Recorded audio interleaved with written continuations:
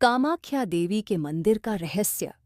उत्तर पूर्व भारत के एक रहस्यमयी पहाड़ पर स्थित वह मंदिर, जिसे कामाख्या देवी मंदिर कहा जाता है, केवल एक धार्मिक स्थल नहीं था, बल्कि देवी की शक्ति, रहस्य और चेतना का जीवंत केंद्र था, जहां हर ईंट और पत्थर किसी रहस्य की गवाही देता था। सदियों से यह कहा जाता था कि इस मंदिर में कोई ऐसा रहस्य छिपा है जो संपूर्ण मानवता को बदल सकता है, लेकिन वह रहस्य केवल उन्हें प्राप्त होता था जो पूर्ण भक्ति, विश्वास और त्याग के मार्ग पर चलते हुए देवी की सच्ची साधना करते थे।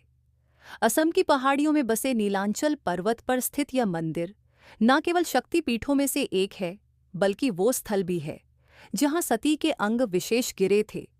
मान्यता है कि सती का योनि अंग इसी पर्वत पर गिरा था और तभी से यहाँ देवी की आराधना मासिक धर्म की प्रतीक स्वरूप होती आई है।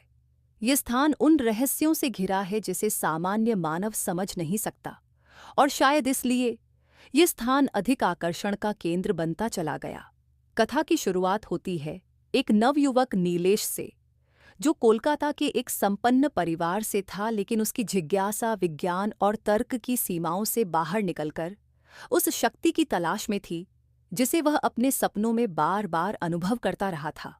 वह अक्सर अजीब सपने देखता, जिनमें एक गुफा होती, लाल रंग की देवी की छवि, और एक स्त्री स्वर उसे पुकारता, आ जा, मेरा रहस्य तुझे ही जानना है।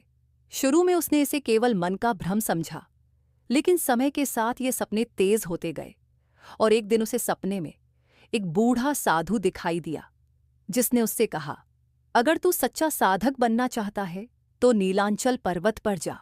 कामाख्या तुझे बुला रही है। वो रक्त की अंतिम बूंद तुझसे चाहती है, क्योंकि तुझमें वही शक्ति है जो उसे समझ सके। नीलेश ने निर्णय ले लिया। उसने अपने माता पिता को कुछ नहीं बताया और सीधे असम की ओर प्रस्थान किया। पहली बार जब उसने मंदिर के मुख्य द्वार को देखा, उसकी आत्मा कांप गई। ऐसा प्रतीत हुआ जैसे किसी ने उसके हृदय को स्पर्श कर लिया हो।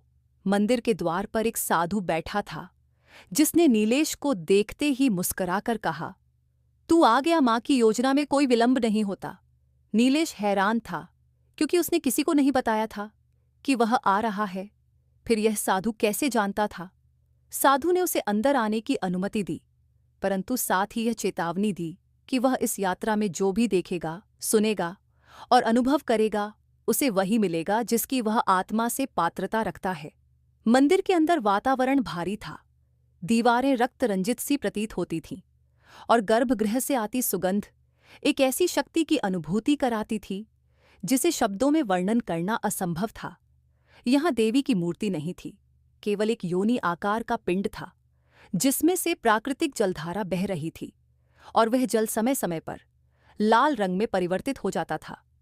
ये वही समय था जब अंबुबाची मेला लगने वाला था, वह पर्व जब देवी का मासिक धर्म होता है और मंदिर 3 दिन तक बंद रहता है। नीलेश उस समय वहीं रुका रहा, साधु के निर्देशन में साधना करता रहा। तीसरी रात उसे सपने में फिर वही स्त्री दिखाई दी, जिसने कहा, तू रक्त की उस अंतिम बूंद को ढूंढ जो मेरे रहस्य की कुंजी है। वह बूंद उस गुफा में है जहां समय और मृत्यु एक साथ समाप्त होते हैं। नीलेश ने साधु से इसका अर्थ पूछा तो वह मुस्कुराकर बोला, ये मंदिर केवल एक प्रतीक नहीं, बल्कि वो केंद्र है जहां प्रकृति की चेतना सबसे तीव्र होती है। सती के अंग के साथ यहाँ जो शक्ति उतरी थी, वह अभी भी सक्रिय है और समय समय पर किसी साधक को बुलाती है ताकि उसका रहस्य उजागर हो सके। नीलेश को उस गुफा की खोज में भेजा गया जो मंदिर के दक्षिण में स्थित एक गुप्त स्थान पर थी।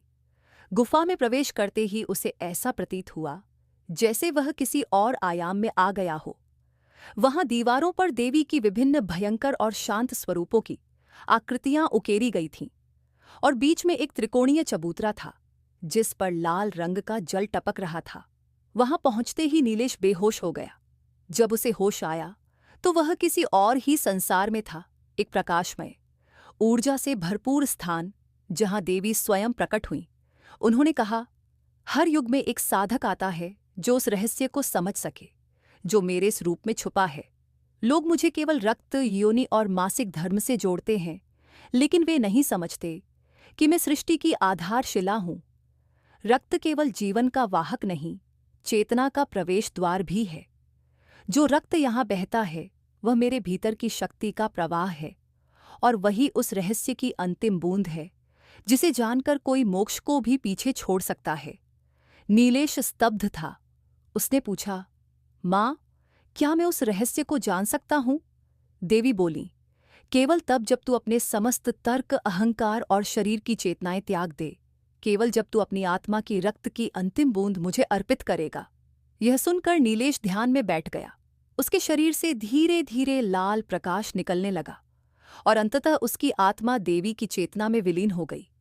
वह गुफा रहस्यमय ढंग से बंद हो गई और वर्षों तक कोई उसे नहीं ढूंढ पाया। मंदिर के साधु कहते हैं कि आज भी पूर्ण अंबुबाची की रात उस गुफा के पास से लाल प्रकाश निकलता है, और कभी-कभी किसी युवावस्था के ब्रह्मचारी की आवाज सुनाई देती है जो गा रहा होता है, रक्त की अंतिम बूंद से जन्मी चेतना, तू ही आदि तू ही अंत।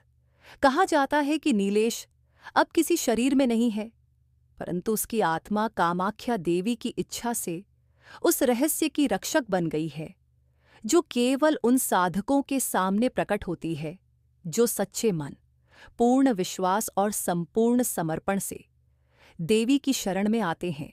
यही है कामाख्या का रहस्य, एक ऐसा मंदिर जो शक्ति के सबसे गूढ़ और रहस्यमय स्वरूप की प्रतीक है, जहां देवी केवल पूजा नहीं बल्कि चेतना की जागृति और प्रकृति के मूल रहस्यों की संरक्षिका बनकर उपस्थित है।